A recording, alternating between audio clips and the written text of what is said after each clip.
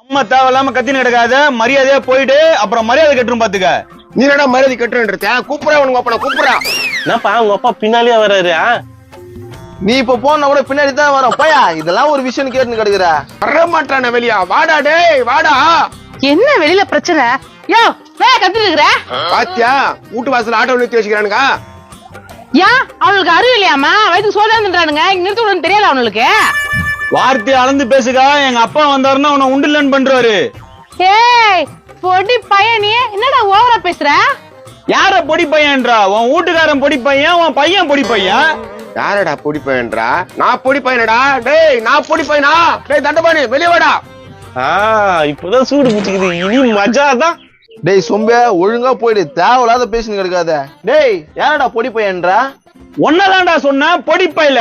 வேலைய பார்த்துன்னு போடா ஸ்கூலுக்கு, பால் புட்டி பையா. கோவர்த்தியா கோவர்த்தி நான் பேசுறான், அப்படி ஒண்ணு மெனி பூச்சி போட்டுருவேன். டேய் என்னடா மெனி பிடிக்கிற? அவனு போய் புடியா? நீ அப்பதானே அவன் பேசுறான் அதை பாத்துன்னு கிடக்குற. டேய் தண்டபாணி வெளிய வாடா வெளிய வாடா. என் பையன் கைது பிடிச்சா வெளிய வாடா. யார் அவன் ஊட்டம்ல கத்திங்கிறான்?